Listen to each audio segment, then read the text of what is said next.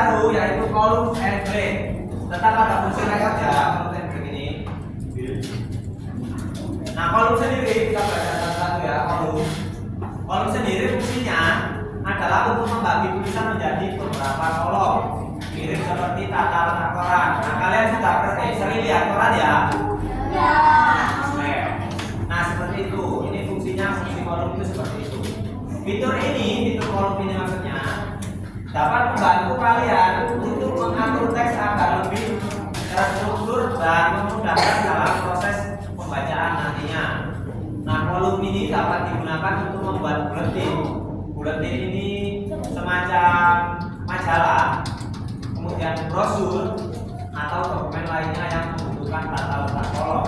Nah, biasanya kolom ini biasanya digunakan untuk mempersingkat atau mempersedikit jumlah halaman yang nantinya akan di print. Seperti itu fungsinya biasanya seperti itu.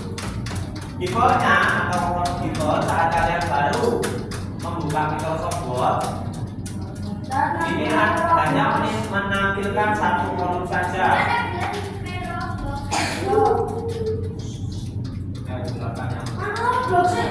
Siapa? Nabila. Ayo belakang. Pengen main. Oke, kita lanjut lagi ya. Yang ngasih main. Nah, tetapi dengan fitur kolom nanti yang kalian pelajari ini, kalian nantinya dapat membuat artikel atau karya tulis atau sebuah tulisan menjadi beberapa kolom. Kamu dapat membagi tulisan kamu menjadi 2 kolom, 3 kolom, kemudian kanan, kiri, dan seterusnya. Nah, cara untuk membuat kolom bukan juga sih sebenarnya, lebih custom sebenarnya. Nah, caranya yang pertama pastikan kamu sudah punya teksnya dulu. Caranya beda dengan sebelum-sebelumnya ya. Caranya dipastikan kamu sudah punya tulisan dulu di Word-nya, jadi tidak kertas kosong. Kemudian kalau sudah ada tulisannya, kamu blok tulisan tadi yang akan kamu buat kolom. Kemudian setelah diblok, kamu dapat pilih menu layout. Kemudian kamu pilih kolom. Pilih nanti ada beberapa pilihan, kamu pilih itu untuk menjadi 2 kolom, pilih untuk 3 kolom dan seterusnya. Nah, ini yang nomor 6 ini untuk membuat kolom lebih dari 3, kamu pilih more kolom di bawah nanti. Kemudian kamu edit dengan sesuka kalian. Nah, seperti ini. Kita kasih contoh ya. Ada tulisannya apa ya? Ya, kita ada saja.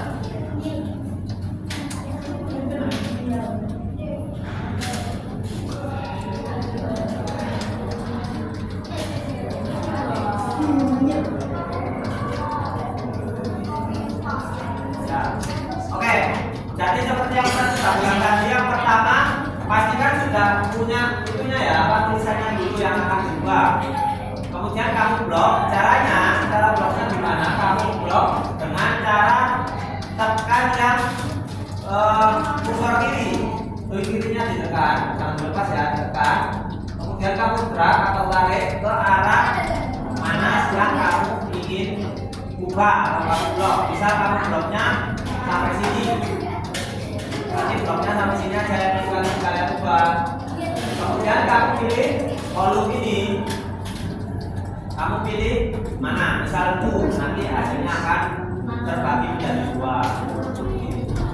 Kemudian kamu pilih kiri, misalnya terbagi menjadi 3. Kemudian kalau left berarti kertas B, kertasnya apa? Tulisannya lebih condong ke kiri, dan yang right lebih condong ke kanan.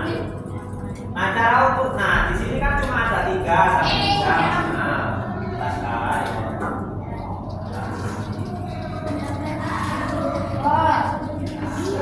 satu lagi. Nah, di sini kan cuma ada 3. Bisa kamu belumnya 4, kamu pilih kolom di bawah ini. Nah, yang diubah ini. Boleh kamu pakai keyboard dengan angka, klik angka, atau kamu klik panah ini untuk lebih atau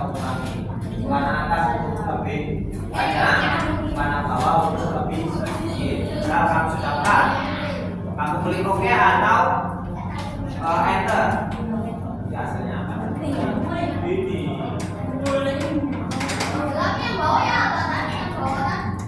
Kalau kamu ingin ubah semuanya, ya berarti kamu blok semuanya, bukan sebagian. Berarti kamu blok semuanya sampai ke bawah, kemudian kolom, nanti kamu bagi menjadi kolom beberapa kolom. Nah, bisa kamu bagi kolomnya yang lainnya aja juga bisa, bloknya yang aja nyambung. Mobil apa nih mobil? Nah, ceritanya juga sama. Dia berhasil mengikuti kemudian suatu hari para sultan yang kemudian. Hasilnya sama, cuma tata letaknya yang berbeda. Jadi itu untuk kolom yang tadi.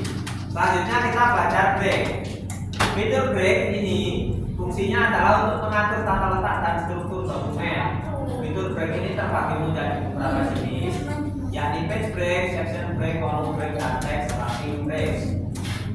Sebagai tambahan, fitur break ini nantinya akan terus kalian ingat-ingat, harus ingat-ingat ya ini fitur break ini, karena ini masih berkaitan dengan fitur header filter yang akan kalian pelajari pada bab selanjutnya. Jadi perlu diingat fitur break ini.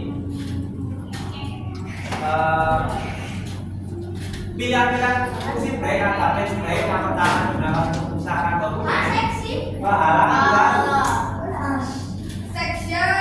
Fitur ini dapat digunakan untuk mengambil bab atau bagian yang penting. Kemudian section break digunakan untuk membagi dokumen menjadi bagian-bagian yang terpisah. Fitur ini memungkinkan kalian untuk memformat setiap bagian secara independen atau sendiri-sendiri. Kemudian kolom break digunakan untuk membuat kursor beralih ke bagian atas dari kolom selanjutnya, dan terakhir text wrapping break berpindah ke baris final. Fitur ini umumnya digunakan sebagai pemisah antara dokumen dan data. Yang biasanya digunakan atau umum yang paling digunakan adalah page break dan section break. Jadi yang ini dua bawah ini sangat jarang digunakan, karena yang paling sering digunakan adalah page break dan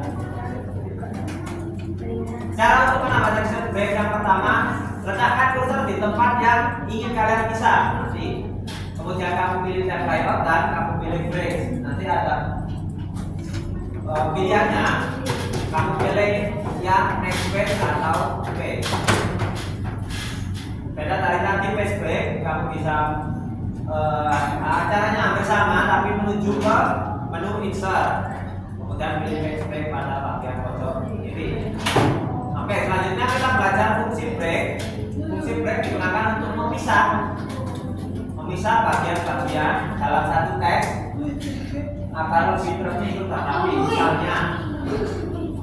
Misalnya ini.